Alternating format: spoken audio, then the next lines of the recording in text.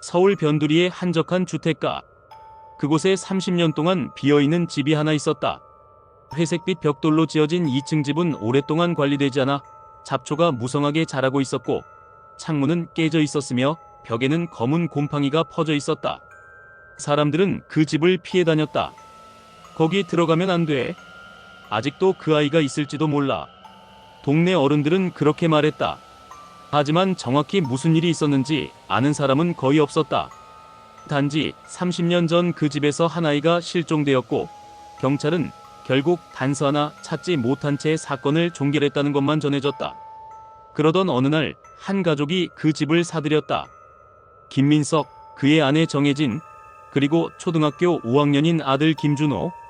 우리 아들이 이제 자기 방을 가질 수 있겠네요. 혜진은 집을 둘러보며 기뻐했다. 민석도 이 집을 헐값에 산 것에 만족했다. 물론 동네 사람들이 이 집에 대해 이상한 소문을 퍼뜨린다는 건 알고 있었지만 그건 미신일 뿐이라고 생각했다. 그렇게 가족은 그 집으로 이사했다. 첫날 밤부터 이상한 일이 시작되었다. 준호는 자신의 방에서 자다가 이상한 소리를 들었다. 톡톡톡. 무언가 벽을 두드리는 듯한 소리였다. 그는 이불을 뒤집어쓰고 조용히 귀를 기울였다. 벽 너머에서 희미한 속삭임도 들리는 듯했다. 엄마, 아빠가 하는 이야기인가? 하지만 부모님 방에서는 아무 소리도 들리지 않았다. 그는 겁에 질린 채 눈을 감고 겨우 잠이 들었다. 다음 날 아침, 준호는 부모님께 말했다. 어제 밤에 벽에서 이상한 소리가 났어. 민석은 웃으며 말했다. 이런 오래된 집은 원래 그래. 나무가 수축하면서 소리를 내거나 바람이 창문 틈으로 들어와서 나는 소리일 수도 있어. 준호는 고개를 끄덕였지만 뭔가 찝찝한 기분이 들었다. 그리고 그날 밤 다시 소리가 들렸다. 톡톡톡. 이번엔 더 가까워진 느낌이었다. 벽에서 나던 소리가 점점 침대 쪽으로 이동하는 것 같았다. 준호는 숨을 죽였다.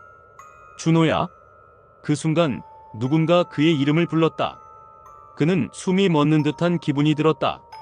분명히 방 안에는 그 혼자밖에 없었다. 다음 날 준호는 부모님께 다시 말했다. 정말로 누가 내 이름을 불렀다니까? 그냥 바람 소리가 아니었어. 혜진도 불안한 듯 남편을 바라보았다. 민석은 한숨을 쉬며 말했다. 알았어. 오늘 한번 내 방 벽을 두드려 볼게. 민석은 벽을 손으로 두드려 보았다. 그런데 이상한 점을 발견했다. 이상하네, 이 벽, 다른 벽이랑 울림이 달라. 그는 곧바로 공구함에서 망치를 가져와 벽을 두드렸다. 그리고 조심스럽게 벽지를 뜯어냈다. 그 순간 혜진이 비명을 질렀다. 벽 속에서 작은 문이 나왔다. 너비가 50cm도 되지 않는 작은 나무 문이었다. 오래된 나무로 만들어진 문은 마치 오랫동안 열리지 않은 것처럼 단단히 닫혀 있었다. 이게 뭐지? 민석은 문을 열어보려고 했지만 자물쇠가 걸려 있었다. 그때 준호가 중얼거렸다. 여기 누가 있는 것 같아. 민석은 힘을 주어 자물쇠를 부쉈다. 작은 문을 열자 안쪽에서 곰팡내가 훅 끼쳤다. 그 안에는 아주 작은 공간이 있었다. 그리고 그곳에서 작은 침대와 인형이 놓여 있는 것이 보였다. 혜진은 입을 틀어막았다. 이건 아이방이었어. 벽 안쪽에는 초라한 침대와 책상, 그리고 아이가 낙서를 한 듯한 벽이 있었다. 도와줘. 그 벽에는 손톱으로 긁어쓴 듯한 글씨가 가득했다. 여기서 살려줘. 그리고 바닥 한쪽에서 낡은 일기장이 나왔다. 민석은 손을 떨며 일기장을 펼쳤다. 오늘도 엄마가 나를 여기에 가둬두었다. 엄마는 내가 나가면 안 된다고 했다. 하지만 나는 나가고 싶다.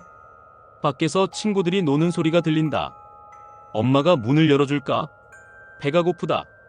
엄마가 밥을 주지 않는다. 너무 어둡다. 무섭다. 나갈 수 있을까? 아무도 문을 열어주지 않는다. 마지막 페이지에는 손톱으로 긁은 듯한 일그러진 글씨가 쓰여 있었다. 여기서 나가게 해줘. 그 순간 방 안의 문이 쾅 닫혔다. 그 아이는 아직도 집에 있다. 이후 가족은 급히 이사를 떠났다. 하지만 그 집은 다시 버려졌고 아무도 살지 않았다. 그리고 그 후로도 밤이 되면 그 집에서 들려오는 소리가 있었다. 톡톡톡. 누군가 벽을 두드리는 소리. 그리고 아주 희미한 목소리. 여기서 나가게 해줘.